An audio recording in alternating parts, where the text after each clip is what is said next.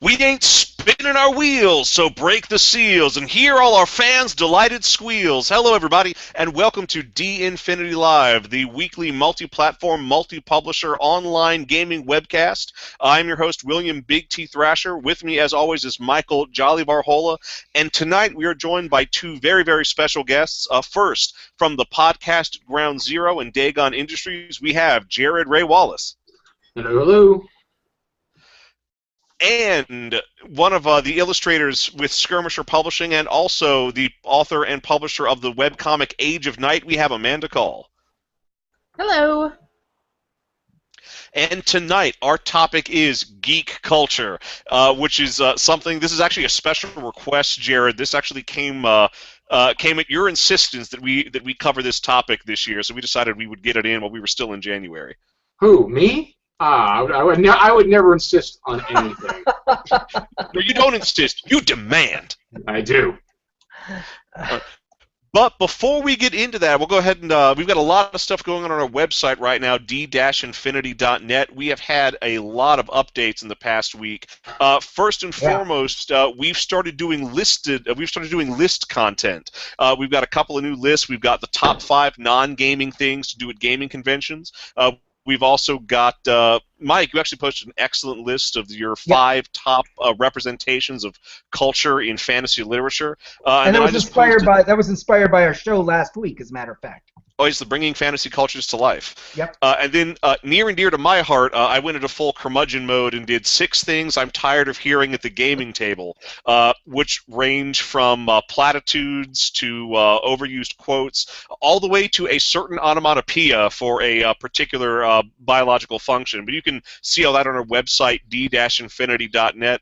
Then if you're hungry for more core gaming content, Clint Staples has posted another RuneQuest article, The Vengeance Song of Intukala, the Wind Con, and also he's been posting a lot of additional content for Bash, Basic Action Superheroes.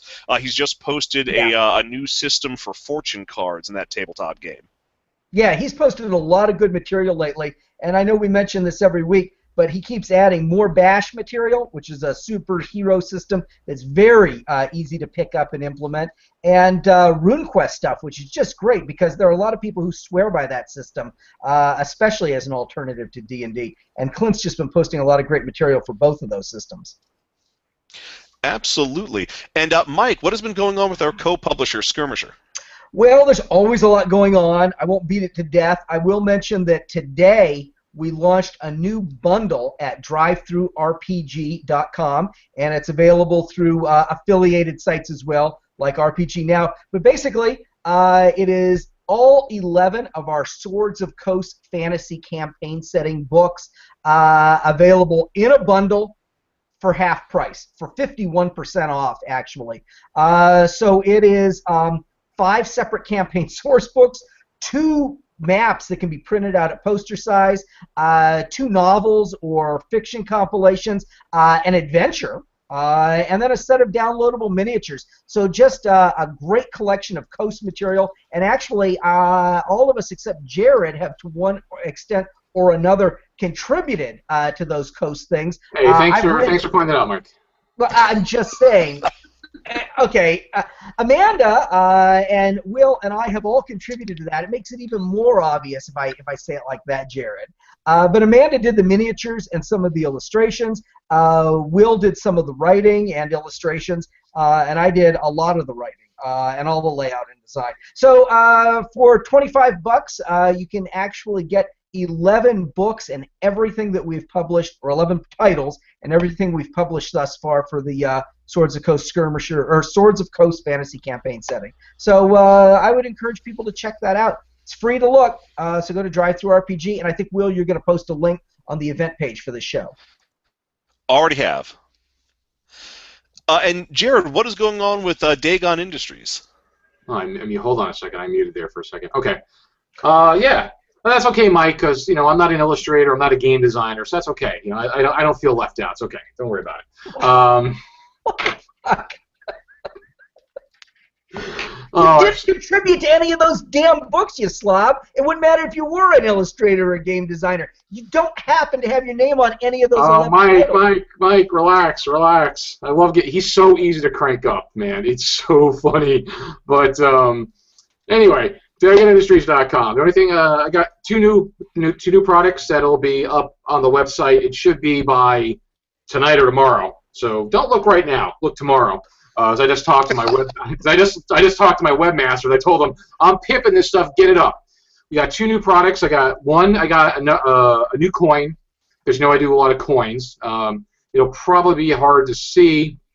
It doesn't really focus well unless I get really, really, really close. So I got an Esoteric Order of Dagon coin right here, made from luscious Innsmouth gold. Of course. Okay, and again, it's hard to see, but there's pictures. There'll be. Let me try to focus it here. No. Oh, there you go. There. Oh, beautiful. That looks really good. No, that's coming in really sharply. That's one backside there. That's the old church. The art of the deep one was done by artist Heather Hudson. She does a lot of work for me. She's done a lot of stuff in the gaming industry, Magic, stuff like that. Heather's really good to work with. So I got the new coin. And then along to supplement that is the Jewelry of the Deep One's pendant, which has the same that's nice. Deep One face there. Now these two items are not up yet. They will. Oh, I'm out of focus. They will be going up at DagonIndustries.com. You can simply go to Dagon, D-A-G-O-N, Industries.com, and what that takes you to is you'll see Arkham Bazaar there, but my web store, I have a page hosted within the Arkham Bazaar. So, but DagonIndustries.com takes you right to my inventory of products. It'll take you right there. And then also while you're there, look around because the Arkham Bazaar hosts a lot of different Lovecraftian goodies, shirts and prints and things like that. So there's a lot of good stuff there as well. But those two new items will be up there by tomorrow. And that was also last week with the yellow sign pendant that Mike was wearing is also available again. Just go to DagonIndustries.com. Yep, and I don't know how this is coming through, but it is a beautiful pendant, and I've actually got this up on my personal page on Facebook. So, and can you guarantee shipping by in time for Valentine's Day for those gentlemen who would like to get an Esoteric Order of Dagon pendant for their loved one for Valentine's Day? Well, if it's up tomorrow, then sure. I don't see why you couldn't get it. Again, I'm not charged of shipping anymore. I don't do the web sales. I don't do all the grunt work. I just do all the creative stuff. But yeah, it'll be up there tomorrow. I just talked to them tonight, so it'll be up there by tomorrow. So those new products will be up there. Awesome. All right, and Amanda, what do you have going on this week? Well, as always, Age of Night is updating one comic page a week. Just uploaded this week's yesterday, so there won't be another one until next Wednesday. At the same time, I'm also doing more work for Fearlight Games. We released the PDF version of Baker Street recently, and hopefully the print version's coming out in the next couple weeks or so. So everybody look for that. Awesome. Excellent. That's pretty cool. All right, well, ladies and gentlemen, it is time to move into our main topic, which is geek culture. And we have had more response to this topic than anything we've done so far this year, and I think anything we've done last year. So we have a lot of questions and comments to review. But before we get into that, I wanted to get the ball rolling by just having us go around and define what geek culture means to us. And I guess my own definition is I don't know. I thought I knew a few years ago, but I don't think I know anymore. There's just there's just so many geeky, nerdy things out there that everybody is seeing, talking about, experiencing. I don't know. I guess I don't really know what geek culture is anymore. All I know is that there's things I like and there's things I don't like, and some stuff has a pedigree and some stuff doesn't. And I take what I want and I leave the rest, just like Egg Shen said in Big Trouble in Little China. How about you, Amanda? Oh, me? Okay. Yeah, it's gotten a lot more confusing, especially as a lot of these things that used to be totally nerdy have gotten a lot more popular. Now that you have, like, Marvel and DC movies being huge blockbusters and pretty much, like, the only movies that are coming out anymore, And so now everybody's into superheroes, and that's cool, and that's normal, and it's like, okay, yeah, but seriously, like 20 years ago, if everyone was into superheroes, we'd think we had been transported to a parallel universe. So it's getting kind of difficult, and you get a lot of people who are like, oh, no, if you're into that stuff just because of the movies, then that doesn't count, but if you're into it because you read the comics, then that does. And no, I like the movies, but if you play video games, then that doesn't count, unless it's Call of Duty, and that's okay to be cool to do that. It's gotten really confusing as things have gotten more popular and more well accepted. I have no idea where you draw the line either. How about you, Jared? Oh, and I agree with that sentiment that it's really hard to draw the line at this point because it is a muddled field out there, and Amanda made a good point with the whole superhero thing, how it's become very popular. But the thing is, you know what? I think superheroes have always been popular with people. Like, everybody likes their Superman, their Batman. It's just become more polarized now, you know. And I think because people have grown up reading people grew up reading comic books. I don't care who you are. People grew up reading comic books, whether Superman to Batman, whatever. I mean, I did. I don't like superheroes personally. That's not my thing. I grew up reading war comics. I grew up reading G.I. Combat, Weird War, stuff like that. Weird War. Sergeant Rock? Yeah, well, I read that stuff because I was a child in the 70s, and we just got out of Vietnam War, and World War II wasn't that far away, so that stuff was still very fresh in people's mind, where it's kind of... Yep. Anyway, that's a whole other topic. But you're right, with geek culture, it's almost... And since I insisted on having this, and I really thought about it, what is geek culture? Is it really a culture? It's just a... It seems like it's maybe just more of an interest than an actual culture. You know what I mean? Because people have their different interests and stuff. You know, because like Will likes LARPing and stuff like that. I can't stand it. I hate it. You know, but that's not my interest. That's his interest. And me and him have gone back and forth. It's fine. There's stuff that I like that people can't stand and back and forth. Everybody's really got their thing. So is the culture more of just a series of interests? You know, and it seems more prevalent because there's more of it out there, but I don't think it's more obvious to us because we are in it.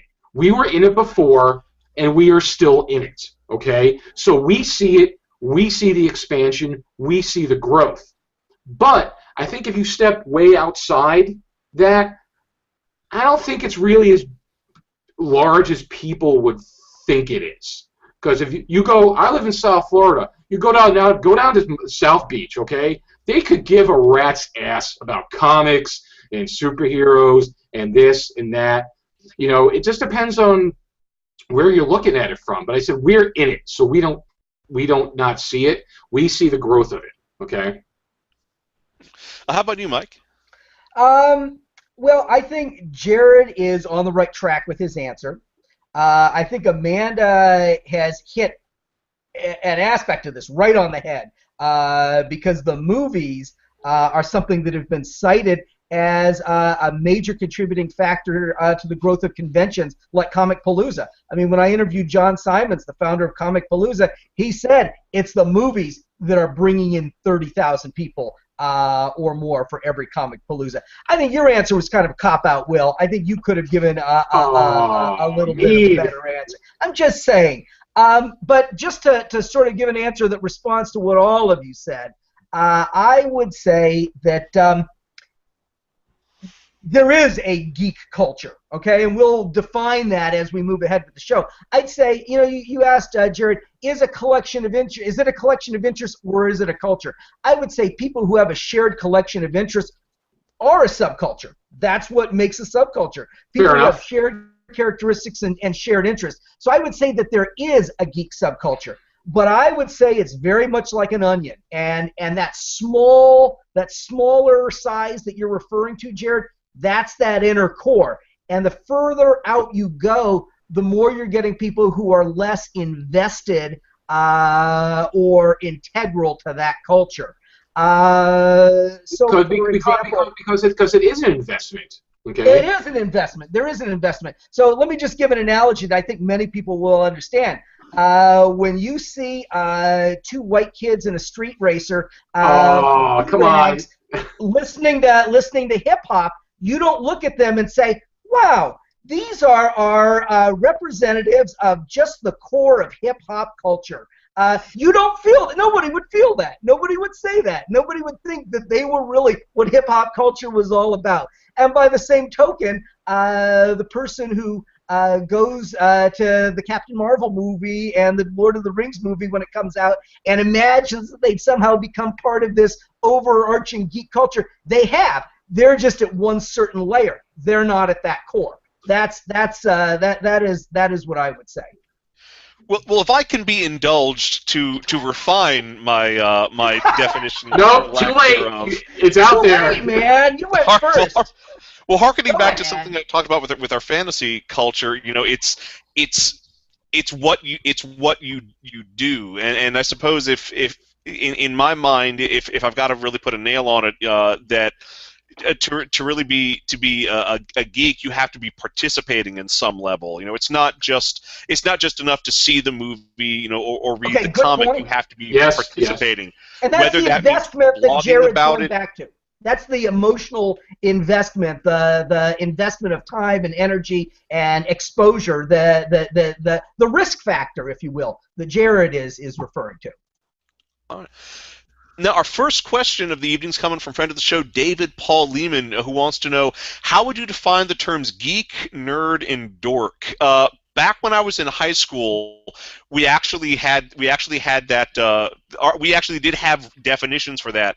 A nerd was someone who had specialized knowledge, but did not necessarily know how to apply it. A geek was someone who had a lot of enthusiasm but didn't have any knowledge to back that up.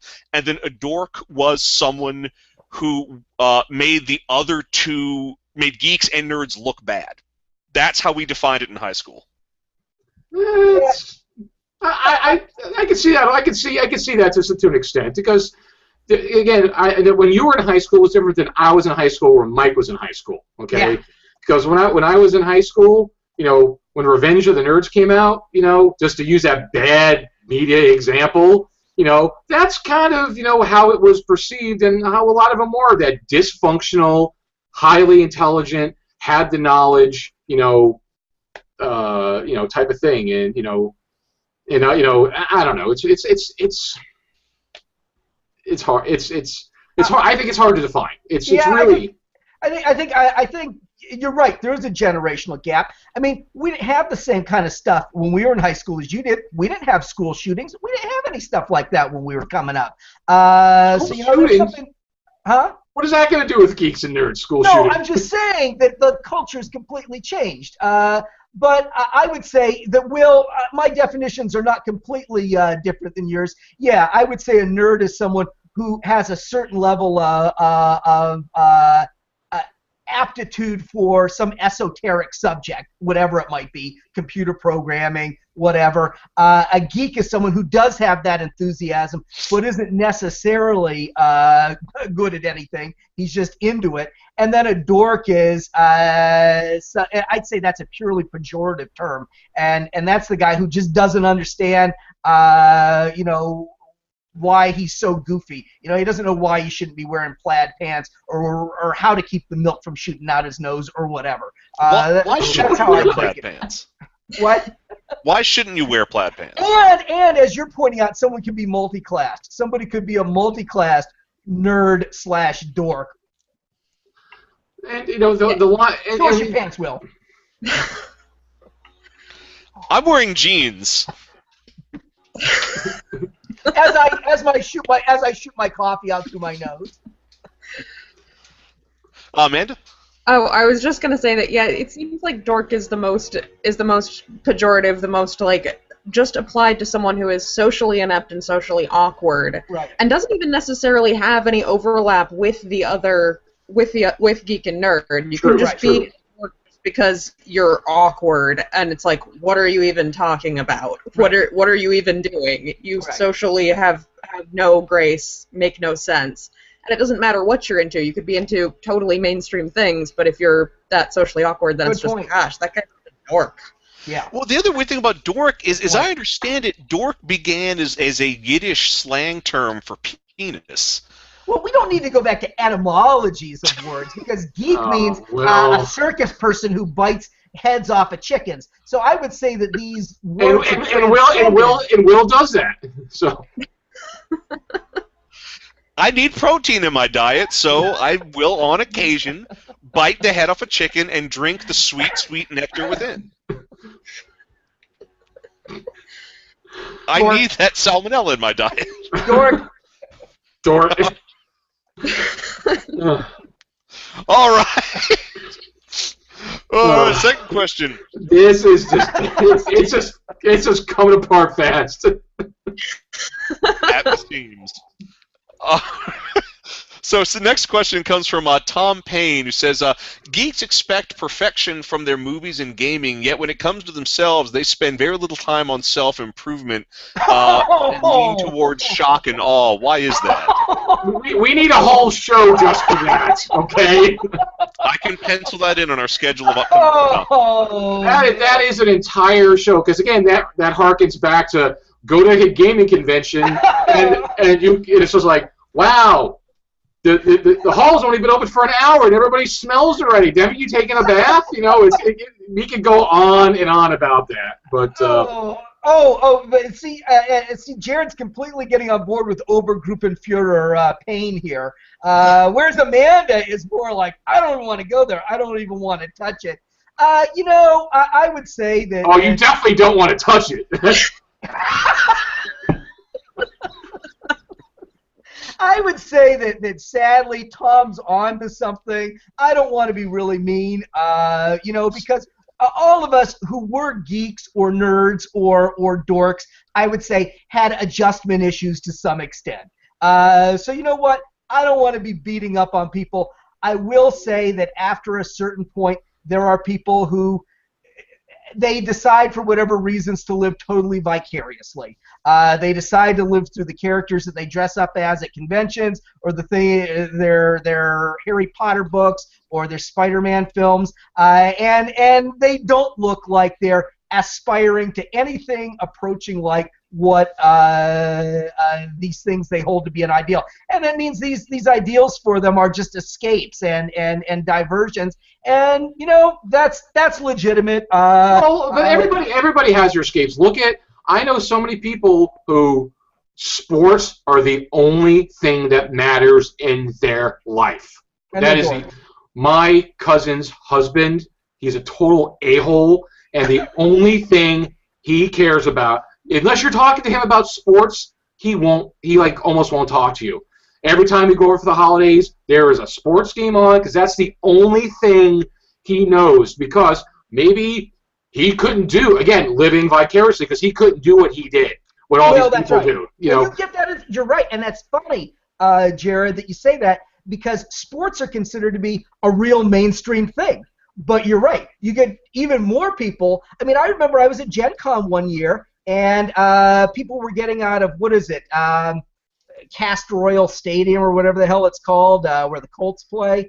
Yeah. And you saw these people walking out from the football game, and I thought, Jesus Christ, how can these people make fun of the gamers? Exactly, Mike. I mean, what is the difference between dressing up as Spider-Man, which I don't do. I don't wear costumes. I mean, sadly, I'm not in costume. This is just how I dress a lot of the time. God's honest truth. What's the difference between dressing up as Spider-Man and identifying a man who you admire so much that you would put his name and his number on your back? Are you a slave? You're going to put another man's name and his identifying number on your back?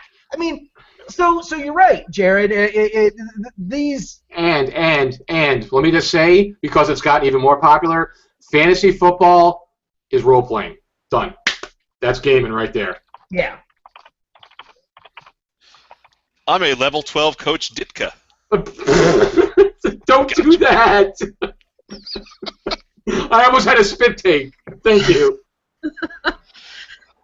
Oh, Amanda? No, I was just going to say on this, yeah, I was making faces like I didn't want to touch it, but no, I will go there a little bit. Mike does have a point as far as we go through our periods of maladjustment, most of us, and it kind of goes back into something that Jared was saying earlier about how, well, everybody's into comic books when they're growing up. Yes, everybody's into comic books when they're growing up and when they're kids, but not everybody is into them as adults.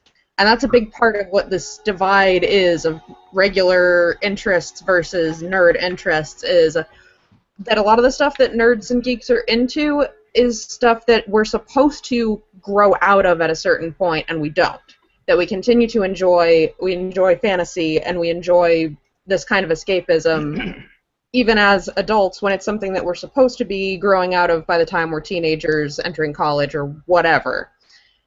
And the thing is that while you can continue to have those interests as an adult, you do also still have to, like, physically and emotionally and socially grow up the rest of the way, and unfortunately there is a percentage of the geek population that doesn't do that for whatever reason and goes back to the escapism and everything. But a lot of us at those conventions do shower every day and know how to have a conversation with another person. Well, yeah, you could be remember us because we're not as annoying as the people who don't. Yeah, you could still be, like you said, we're supposed to grow out of these things like cartoons are for kids and stuff, but you still have to develop. You still have to be an adult. You know, it's like I am a 45-year-old man and I got a freaking corporate job that I go to every day. But you know, I do this crap too because you know what? Again, I got to pay my bills. I have a wife. We have to do things. You still have to be a responsible adult, but you can still be into what you're into. But like you're right, Amanda, that some people just don't. It never happens. It just doesn't. It just doesn't. But I think it's unfair for anyone to categorize in broad strokes, saying that if you're a geek, then you never improve as a person and you never grow up as a person. I don't know even if he said that. I mean, he's pointing toward extreme cases, and I've seen it, and I'm not always generous. I mean, I remember I was at a convention a few years back, and there was a guy in a Starfleet uniform, and one of his pants was tucked into his boot, and the other was just kind of hanging out and all loose. And he wanted to look like a Starfleet or an Imperial officer from Star Wars. Not up to regulation, sir. What's that? That is not up to regulation. Well, it wasn't. And you know, we looked at him. We were calling him the Starfleet Reserve Officer. I mean, it was just so sad. You know, so he put all this money into this impression for this costume, and he just looked like crap. So it was. Yeah, I mean. I would say Tom's onto something, but we probably don't want to talk a whole lot more about it. Let's move on to the next. Well, actually, spinning off of something Amanda said about kind of being expected to grow out of things like comic books and cartoons at a certain point. One of the things that I suppose I struggle with as a geek who's getting older is what I really want are things that I can be a fan of that grow with me. There are things that I used to be a fan of that I've left behind because they didn't mature with me, and they were a great thing to have when I was a certain age, but I just couldn't take it with me into adulthood because they were like your annoying high school friend who you don't want to see anymore. It's great to know in high school, but not afterwards. So I start with things, I'm a kid, I start with things like Super Friends, and then as I get older, I start reading the actual comics, but then I go from that to reading heavy metal, and then from heavy metal to reading a lot of more adult-themed manga, and that's kind of the thing. I'm always trying to find things that work on my current level, or things that I can aspire to, because I think you really should never stop growing. And we have a continuum in our hobby as well. I mean, you and I were talking this week about the C.S. Lewis space trilogy, starting with Out of the Silent Planet. And I'd venture to say most people entering the hobby these days have never even heard of that. But, the Narnia books are a great place to start off as a kid. And really, honestly, you can reread them through your whole life. They're that good. But if you really want to go to another level with C.S. Lewis, you move on to his space trilogy because he really is much more sophisticated with that. Same thing with Tolkien. You could start off with The Hobbit. You can move on to Lord of the Rings, and really, how many of even the most hardcore people then go on to the Silmarillion? I mean, it is... Oh, and I have too. But then we can't defend ourselves. We host a show about role-playing games. So we are nerds. There's no question about it. Why, what's this? It's the Dune collectible card game. Shy Halu. I have like 3 different Sardaukar cards in here. I happen to have C.S. Lewis's Space Trilogy within arm's reach while we are talking about this. Brilliant. Nerd. We're all completely indefensible here, and we knew, every one of us knew all those stupid terms from Dune, Shai Hulud and Sardaukar and Gom Jabbar. Now, Amanda, you actually had a question that you wanted us to address. Sure. On the Facebook page, before I knew I was going to be here this evening, I had a question that I posted to your main thread, where I asked how people feel about the club or possibly cult-like nature of geek culture. It seems that as more traditionally geeky things have gone more mainstream, like I mentioned in the beginning there, the geek proper have felt the need to start acting as gatekeepers and decide who's allowed in and who shall be cast out as posers, with sometimes truly arbitrary reasoning. This seems counterintuitive, since more people liking the same things as you leads to greater production of those things, and possibly more people for you to befriend and enjoy these mutual interests with. Is this anything that anybody else here has experienced or has thoughts on? Well, here's some initial thoughts about that. I get what you're saying, 100% about getting more people into it, getting more people, more production, more stuff. I agree with that 100%. But on the other side of the coin, I'm a miserable old grognard. Okay, I'm one of those. I'm kind of one of those people too. Because here's why I think people get like that. Because I can maybe attest from my own experience is, the more people you get into it, I feel you almost feel not violated. That's the wrong term, but it's you feel invaded by the new fandom. Maybe because you know what, because when I was growing up, you had to work hard at it. Okay, you had to invest. You invested yourself in it, okay? I didn't grow up in the age of Google where in 2 minutes I could be an expert on anything. Ease of knowledge. Everybody knows everything about everything. Everybody can encounter people, and I'll find this convention, I'll find that, I'll connect to this, connect to that. It's too easy nowadays, okay? It's like, oh, yes, you're so much better than us, Jared, because you had to work hard at it, and so did Mike and people. But there is sort of a feeling of like, yeah, I mean, I had to get bloody. I had to earn that. I had to learn about it, to find things. It was difficult, and there was a sense of wonder of back then when you discovered things that you didn't know about or find. I don't feel that anymore because it's too easy to do it. So my point being that it's too easy for people to get it. I derail myself, so I don't even know what I was originally going to say. By the way, I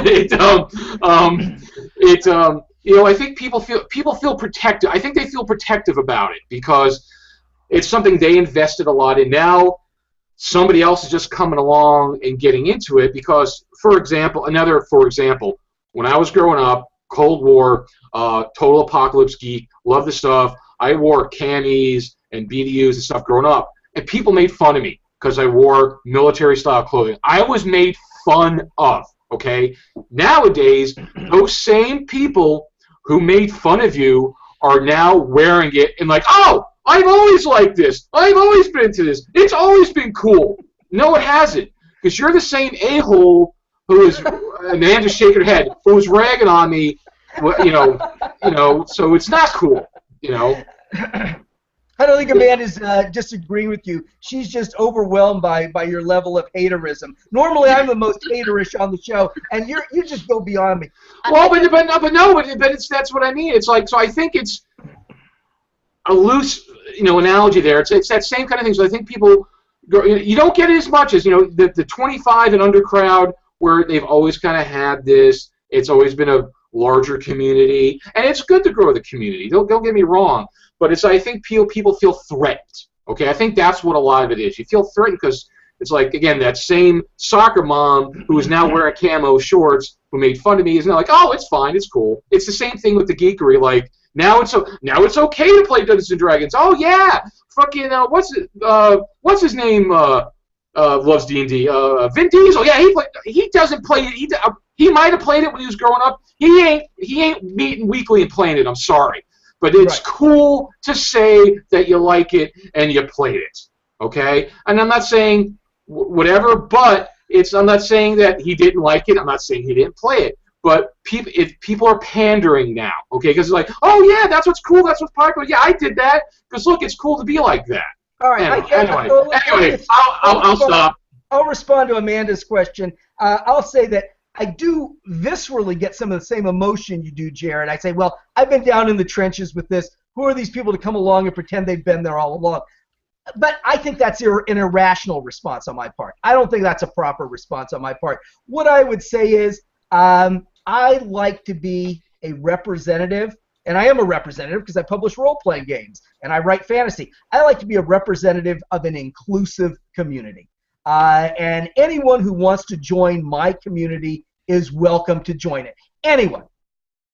But we have to understand that just because everybody's allowed to join doesn't mean everybody has risen to the same rank in that community.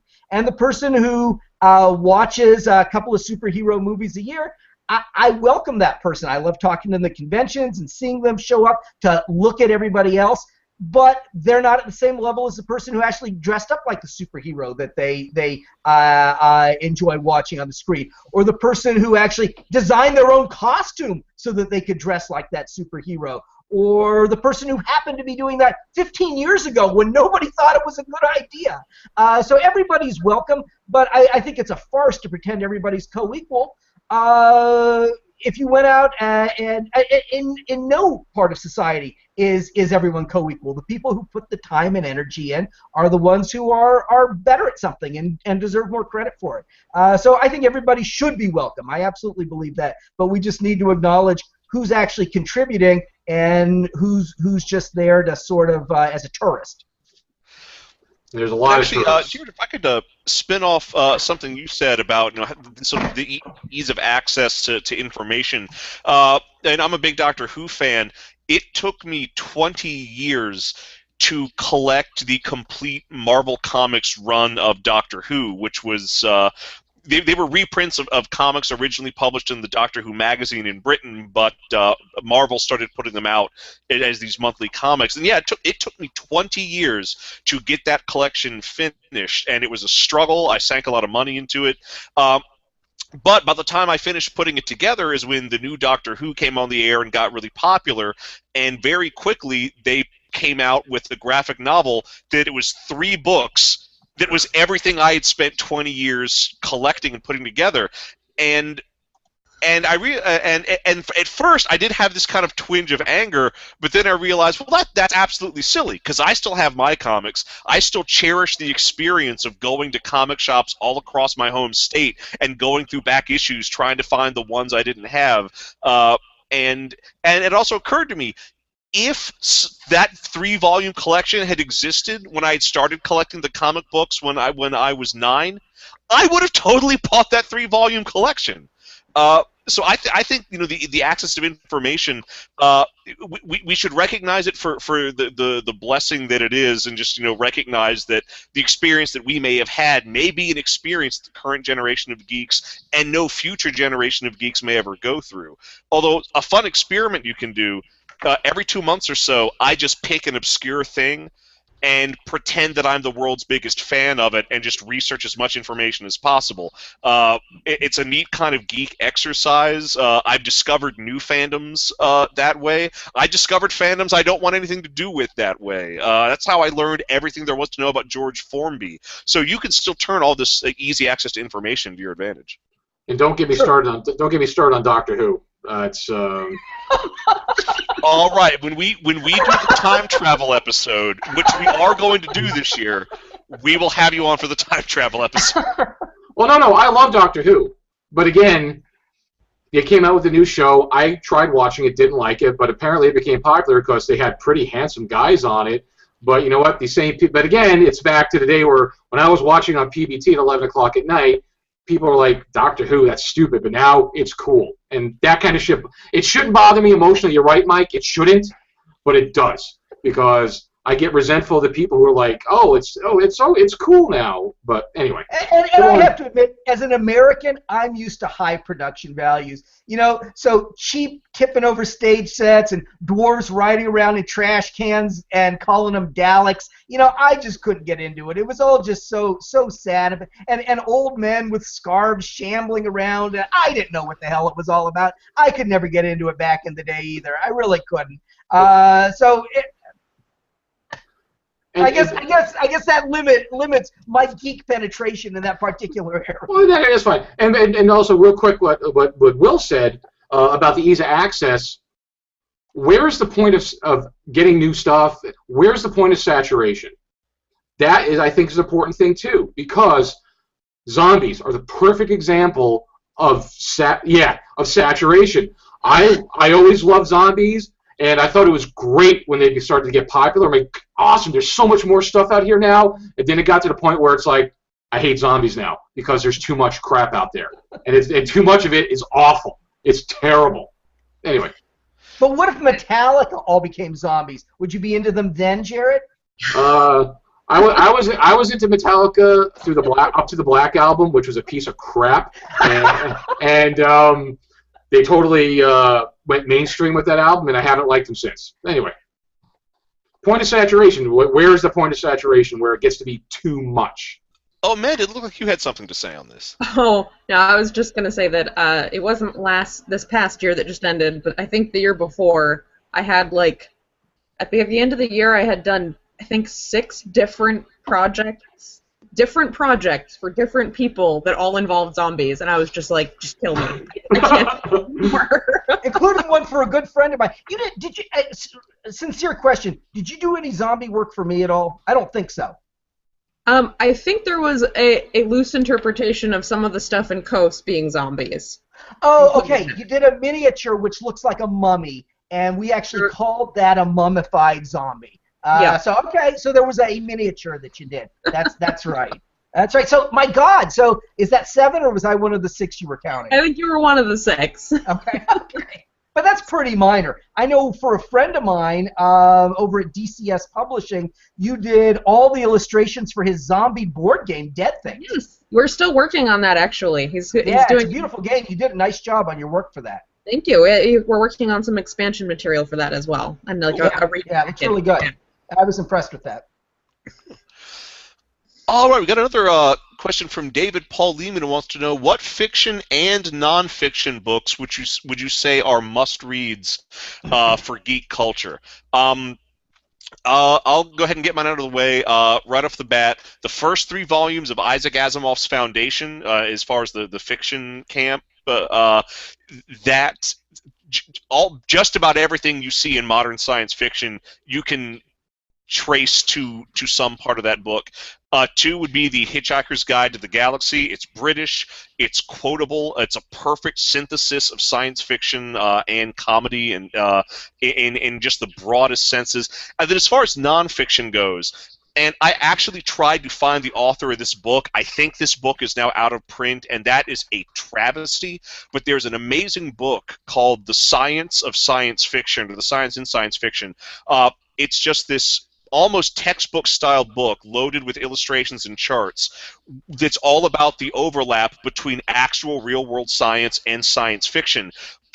There's a chapter on faster-than-light travel where it explains in plain English how relativity works and then talks about the plausibility of different versions of faster-than-light travel in different subjects. It covers every aspect of science fiction. It covers the apocalypse, it covers cyberpunk, it covers robots, xenobiology, mutation, and it also has a truly amazing chapter all about science fiction that was based on things that we thought were scientific fact, but then were later proved to, in fact, be absolute nonsense, such as the Dean Drive. I love the Dean Drive. It is absolute bunk. But I love that this book dissects how science fiction authors ran with a notion that within 10 years was completely debunked. Mike? So it's best nonfiction and best fiction sources Yes. for geek culture.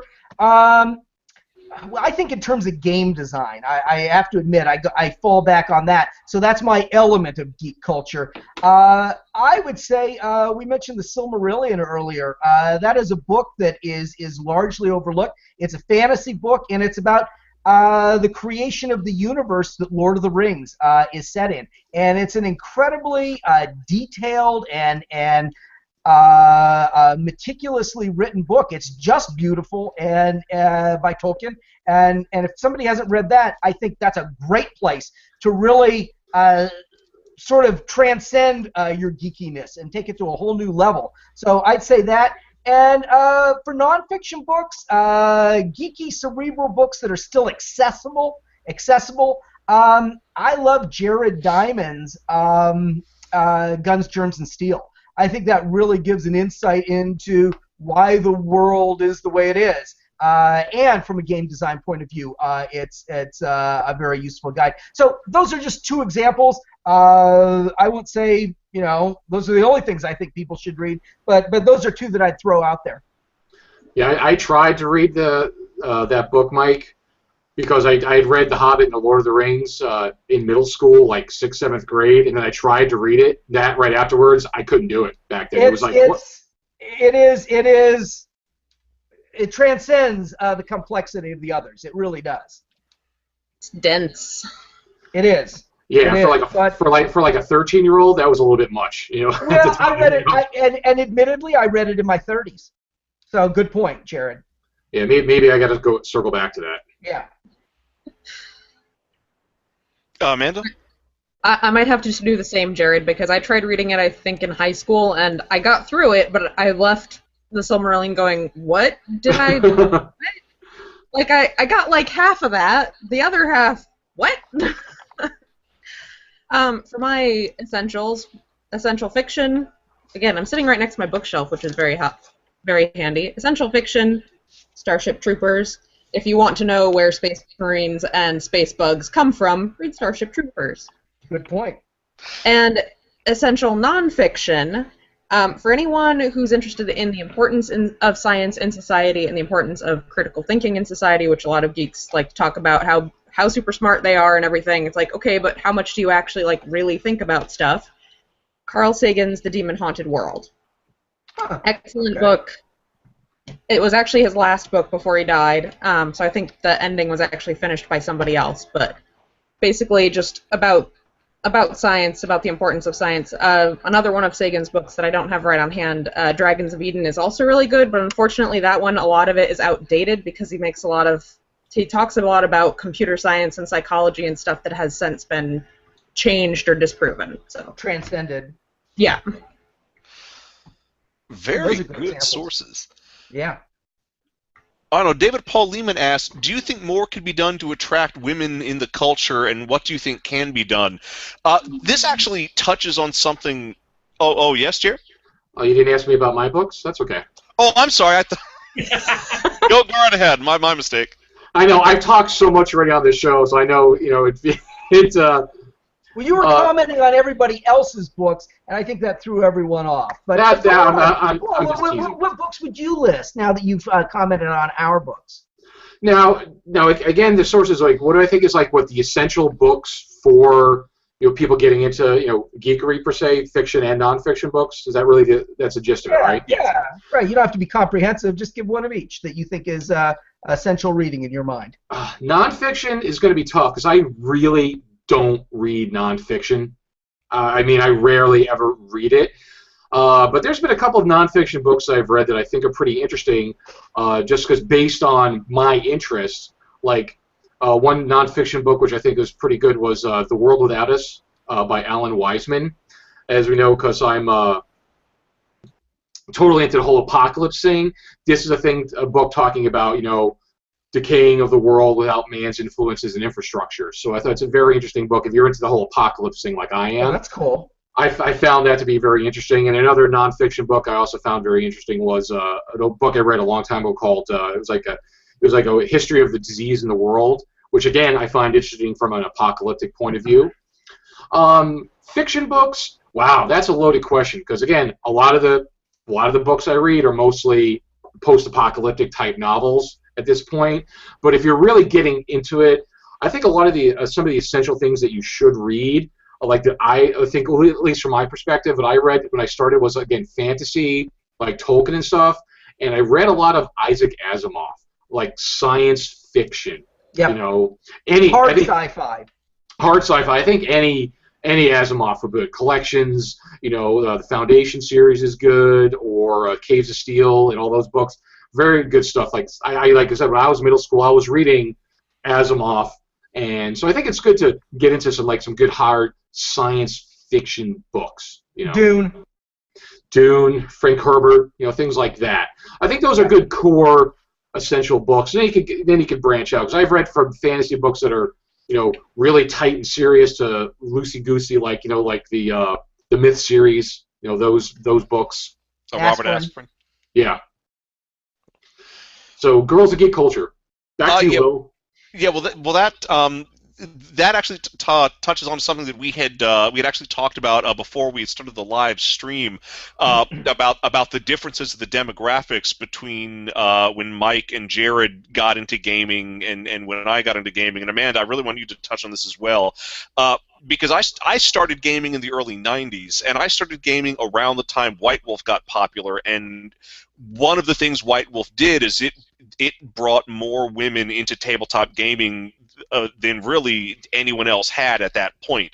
I'm not sure what it was about Vampire and Werewolf and Mage, but something about those games attracted as many women players as men. So for as long as I've been gaming, it's been almost a perfect 50-50 split in my gaming groups between men and women. So I would just say, you know, just do what I've always done and just keep an open table. If someone wants to play, you let them play. If someone says, I don't get this gaming thing, you just invite them to play. Just always bring people into play.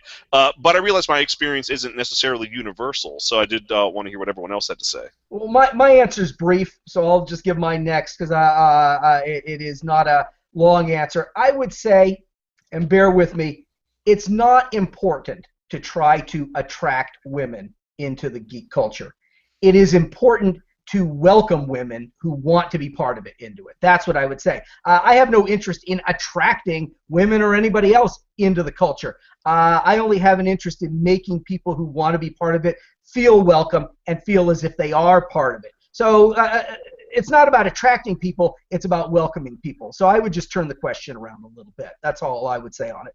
Well, Mike has a valid point because a lot of people are so obsessed with it. Oh, we have to attract women to the culture. We have to bring them in. That's not necessarily the right approach. It's just you're right, just let people in. Because I think if people actively repulsing them.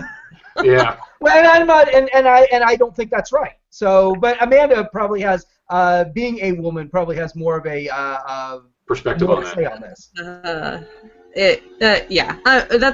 That's the thing is that's actually more of the source of the kind of gatekeeper question than anything from my personal experience is, you want to know what the biggest thing to get women to come and stay in geek culture is? Stop trying to get them to present their credentials and to present their worthiness to be in the culture and in the hobbies in the first place. When a woman shows up at a game store, at a convention, at your game table, in your comic shop, don't start grilling her about, like, why are you here? Why do you care? What are you doing? Are you, like, an alien spy that's going to steal her organs? Like, chill out, bro. She's there. Like, just let her be there. If she has questions, answer them. If you have questions for her, like, what are you interested in? Those are cool questions. That's fine. Questions like, why are you here? Are you lost? Are you shopping for your boyfriend? Are not cool. That's not cool. Also, as I've shared on the show before, in having a girl come up to you and go, oh, well, if you're going to be in my tabletop game, I'm going to rape your character. Not cool. Not cool. Not welcoming. Would you do it to actually? Would you do it to a dude? No. Don't do it to a chick. That's it. It's pretty simple. Like, just quit actively repulsing women. Quit quit being suspicious of the fact that they're interested in this thing that you find so interesting. You're interested in it because it's intellectually fascinating, because fantasy is fun, because you like inserting yourself in the role of a hero in an epic. Why would a woman not be interested in that? Why would anyone not be interested in that? Right. Like, so just chill out and be welcoming. That's really all you got to do. And I think a lot of that problem stems from this, is even though the demographics have absolutely changed in the last 5 to 10 years, and it's good, because I said I've been going to Gen Con since the late 90s, and I have actually actively seen the demographics change, and it has grown. But I think why a lot of that happens is because it's perceived as well, at least when it comes to gaming and even geek culture, it's perceived that it's a male sport. You know, that it's a white male sport and only white men do this. Why does other people want to get into this? So I think there's that macho maybe mentality with that, because it stems from, because it always wasn't heavily populated with women. Because like I said, when I was growing up, I only had in my groups maybe one gaming group, I had one girl playing with us, and then another group we had 2, which was unusual because mostly it was just men. And again, but that was, it was like 30 years ago, and then it has changed. And it's like, and I don't care who plays. I mean, I'm not trying to say that, oh, I don't want women playing. Don't get that perception. I want people to play, period. But I'm just trying to put myself in that position of why this happens. And I think it is because it always has predominantly been a male-dominated arena. And I think people have trouble letting go of that, and they have that mentality. It's so steeply ingrained in people, and that's why I think this happens. I'm not saying it's right, it's wrong. I just think that's just why it's like this. And again, it's not right. I mean, if anybody wants to get into something, they should be able to get into something. As much as I'm a hater and I don't like this and I bitch about that, that's just me. I'm just crotchety, okay? Right. But right.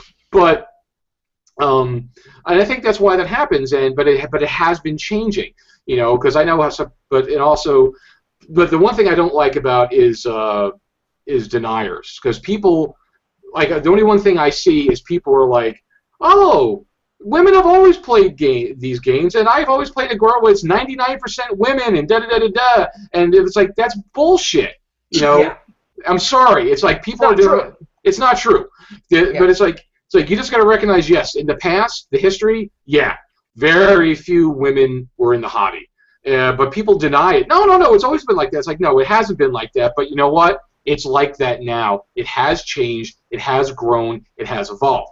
And it's like that now, and that's fantastic. But it always hasn't been like that. Don't deny that. It's like, yeah, I'm not saying it's right. Again, I'm not saying it's right that it was like that. I said I played with women myself, not a lot, because I didn't know a lot of them.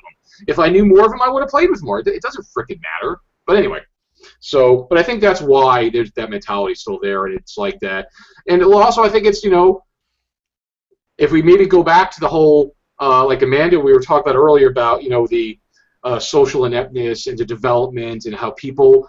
I think a lot of that has to do with it too, because girls are scary, Amanda. Okay, and you get this girl who's coming up to you who wants to get into your little space that you already barely function in anyway. You get that kind of reaction, I think, too, because again, girls are scary. I'm gonna grow out of that. All right. Maybe. But anyway. No, I totally understand, Jared. Like, I understand where it's coming from, but I think that does get back to, like you were saying, the whole we need to grow up. Like, we all need to grow up. And those of us who have been in the hobby longer, the older generations in the hobby who are trying to foster the younger generations, need to be the ones to step forward and be like, this isn't cool, guys. Like, let's all be more grown up and accept people instead of being jerks to them when they show up. Yeah, because behavior is learned.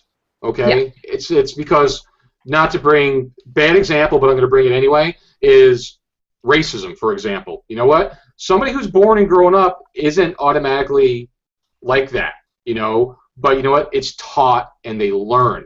So I think people are probably whether they're doing it intentionally, are teaching as these people are getting into the hobby, teaching that. We just got to change what we're teaching people.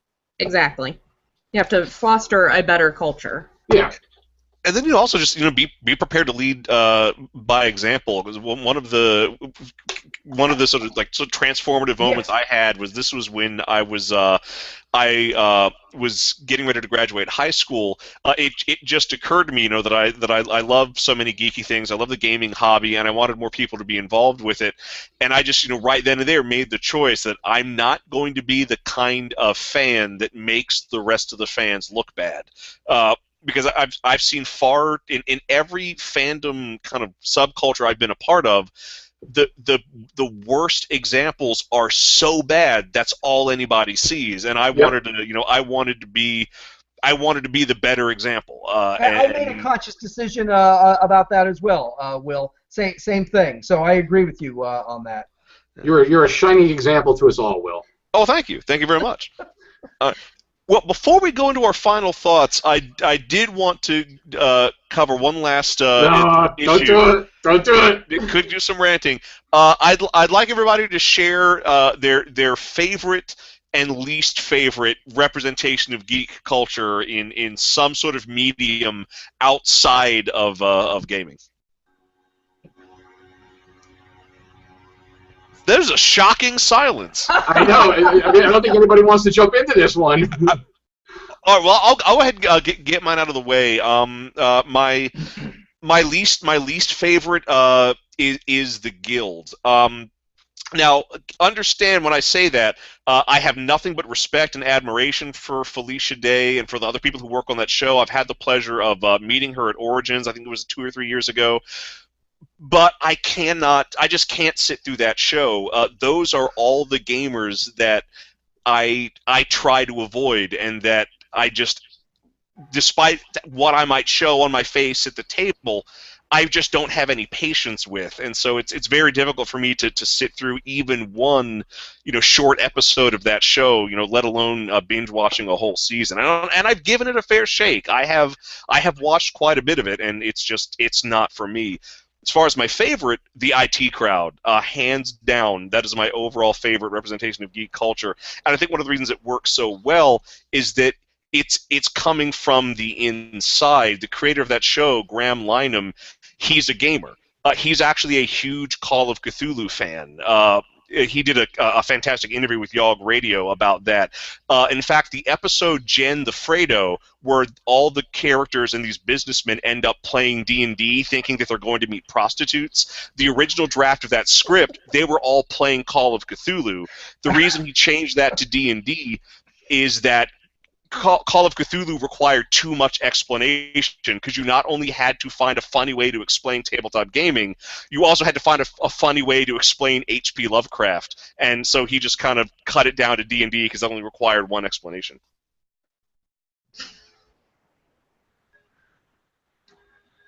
Oh, surely I'm not the only person with opinion. No, you're the host. We're waiting for you to call. No, I didn't want to go because I'm just too full of. Well, okay. Well, because I know one of the things that I despise, and I know Mike despises as well. Look at Will; he's just waiting. Look at that. He's. I know what you're gonna say. Yeah. Well, you know what? But there's other things I hate. This number one, Big Bang Theory. Can't stand that show. Can't stand it. I think it's a minstrel show. Okay. Because I think it's a minstrel show. Like a period piece. Shut up. Minstrel, like musician. But, it's a bunch of people who put on nerd face and come out on stage in their nerd walk and do nerd-style humor. Yeah, because, again, these are the people who do this show, or, because this is, again, part of the whole problem with geek culture along with the Big Bang Theory, is we haven't won. I don't think we've really won anything, because what we've won is people who make TV shows and businesses, or whoever it is, big corporations, have found out that we are a marketable demographic, and they found a way to market to us, just like anybody else, just like the football fan or the this fan or that fan. They found that, hey, we can market to them, so we have now become a marketable item.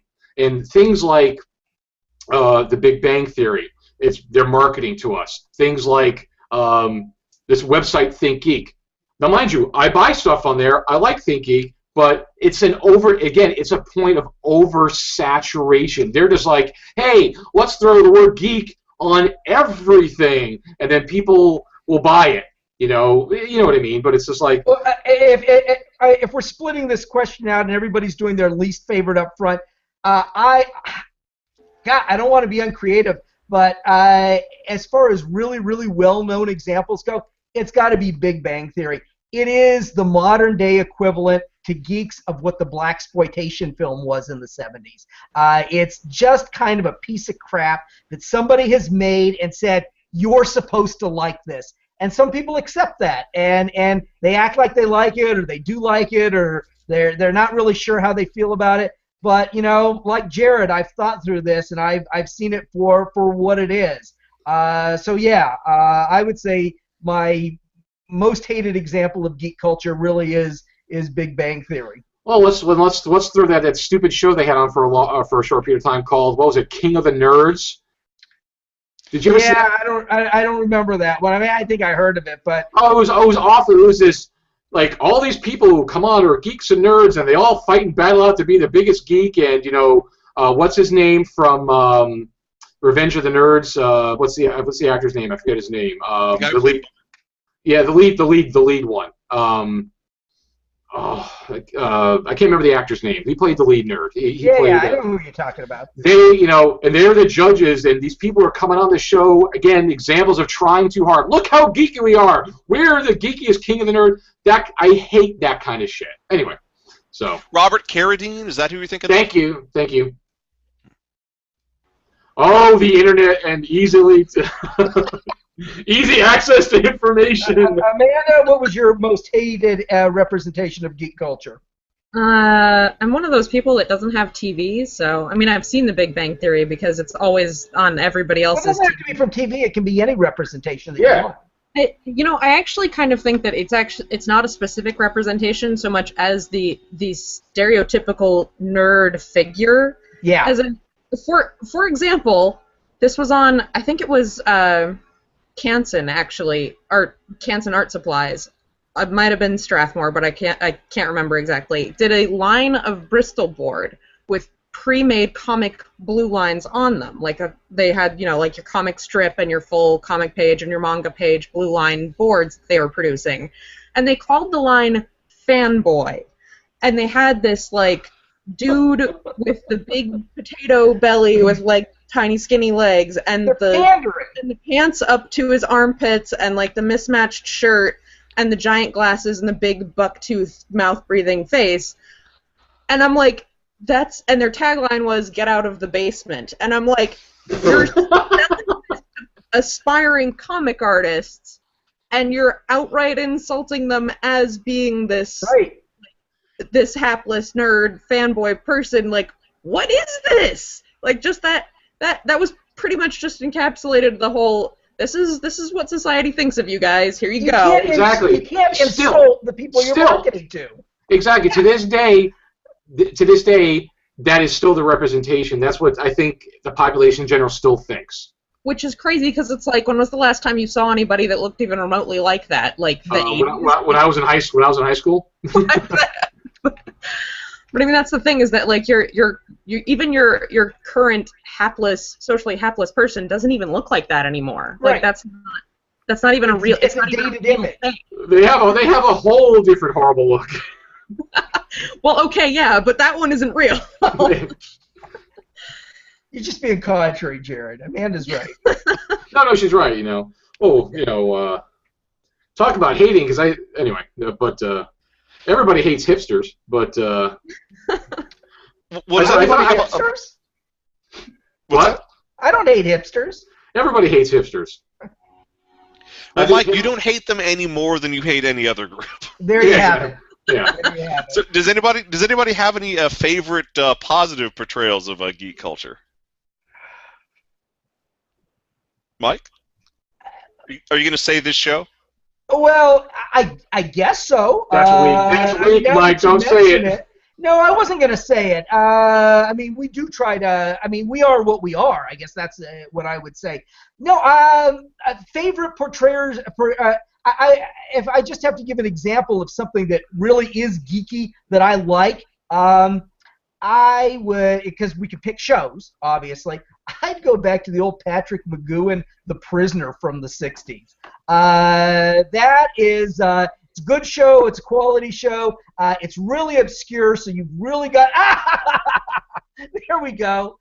You got to be real, that was the logo from the show. You've got to be really, really dedicated to know what The Prisoner is, much less to have seen all of the episodes and know all the little geek things, be seeing you. All right. So I would say if I had to pick one really geek thing that I think is cool and that I like, if I had to pick a mainstream modern one, I'd say the new Battlestar Galactica.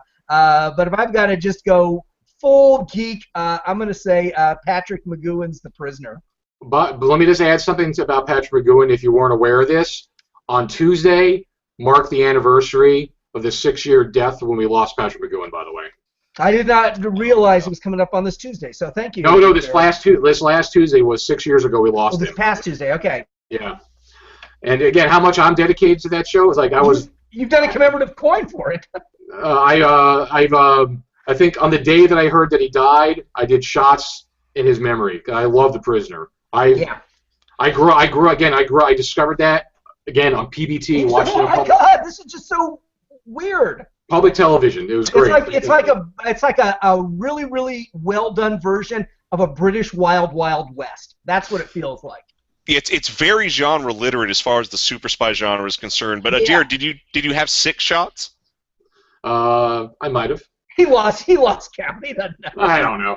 But hey, you had to. I love Patrick McGowan. Underrated actor. Woke up in the middle of a field clutching a weather balloon. Orange alert! Orange alert! Who is number 1? How about you, Amanda? As far as a piece of media that represents geek culture, not just my favorite geek thing, as far as a favorite piece of media that represents geek culture, I don't know, most of the time it's kind of crappy. If they get it half right, they still get it half wrong, and it's still kind of awkward and painful to watch in spots. The best one that I've enjoyed thoroughly recently was actually Knights of Badassdom. I don't know how many of you saw it. It was only on limited release, so it's on DVD now, so you can get it pretty easily. But the thing that I liked about it is while there was a lot of the, haha, hapless nerd goofiness, the whole premise of the thing is that it's taking place at a weekend fantasy LARP, and while there is some, we're doing this kind of goofy thing, it's not really portrayed as being any goofier than anything else that you might do all weekend. They did a really good job capturing that LARPing is inherently goofy, but also incredibly fun, and how you can, after doing something really cool in a LARP, just be like, oh my god, that was the coolest thing ever, I feel so badass because I just did that. They captured that experience perfectly. And most of the characters, there were a couple gimmick characters, of course, because if you have a full cast, you're always going to have a couple throwaways. But most of the characters were real people with real dimension, and weren't just haha, he's the dumb one, and he's the not-so-dumb one, or whatever. Right. So it just showed them they're just doing a thing. That's just what they do. They didn't try to overplay it. They didn't try to make it seem like, oh, look, we're LARPing. It was just, hey, this is what we're going to go do this weekend, okay, and they just did it, right? Yeah, and I mean they did some explaining about the whole thing too, of this is what we're doing and this is how this works, and here you're the new guys, so we're gonna explain the rules to you and everything. So that was actually kind of neat that it wasn't just goofiness. This is all goofiness, and all the jokes are gonna be at the expense of the fact that we're doing this weird goofy thing. Well, that's a good treatment then. Yes, it definitely was, and it was a pretty hilarious movie. You should check it out if you get a chance. I will check it out.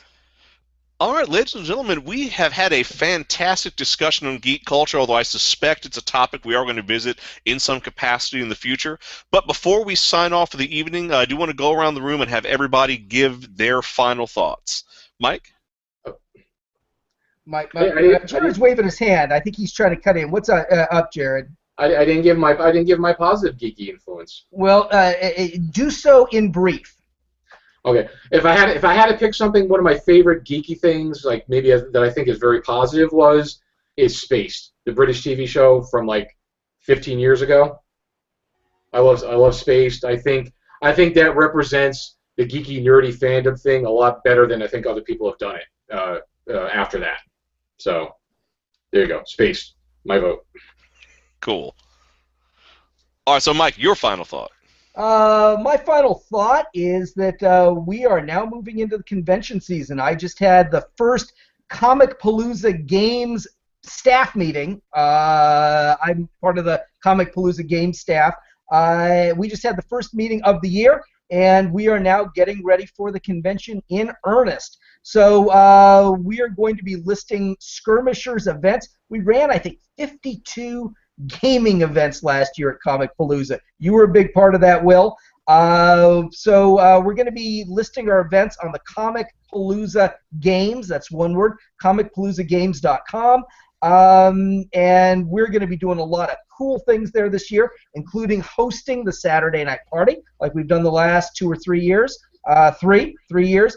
So I would just encourage people, if you can make it to Comic Palooza in Houston, Memorial Day weekend, last weekend of May, try to make it down there. Houston's a hub. It's cheap to fly into. You can get rooms at the Hilton for, I think, $107 a night. Come on down. Be part of it. It's going to be a great convention. There were 32,000 people there last year, and it's going to be bigger than Gen Con this year. All right, Amanda. That's why I'm going there instead of Gen Con. Yeah, it is convention season already. My first one starts this weekend. Nice. Where are you going to be? SnowCon in Bangor, Maine, a gaming convention. I'll be running some of Fear Light's games there. So Cool, and what's your final thought? That's pretty much my final thought is, yay, convention season starting, and let's all go and play lots of games and bring more people into the hobby. Be the welcoming geek, not the shutting out geek. That's right. Very cool. And Jared, your final thought? Final thoughts. I've already said a lot today, and if I could see on the Facebook page that apparently I pissed some people off, but you know what? But we knew this going into it. But all I can say is, like, you know what, dude? Whatever. You know what? People get over it. You're on this episode. Yeah, because you know you want to make me the bad guy instead of you, but you know what? You know, again, you know what? Everybody's got their opinions, for good or for bad. You know, that's fine. You don't like what I got to say, that you don't got to listen to me. But anyway, any final thoughts? No, not really. Just again, thanks for having me on the show. It's just great to always be here to share with you guys. And again, like I said, the new Dagon Industries products will be out on the website probably by tomorrow. Again, just dagonindustries.com. If you're interested in Lovecraftian, Cthulhu mythos, tchotchkes, there's a lot of stuff available there. So. And my own final thought is going to be lifted from friend of the show, Lucas Perrier, who shared this on our event page in the run-up to the show, and I just thought it was very poignant on the subject of people who want to be the gatekeepers of Geek. Unfortunately for them, Geek isn't a locked door that can be guarded. It's a cavern of wonders, and it's 100 yards to either side, and you can just walk past them and give them the finger. And I just think that's a great settlement. Don't let anything or anyone prevent you from being a geek. So, for D Infinity Live, for myself, William T. Thrasher, for Michael Jolly Varhola, for our special guests, Jarred Wallace and Amanda Call, this has been D Infinity Live, and we will see you all next week. Be seeing you. And you.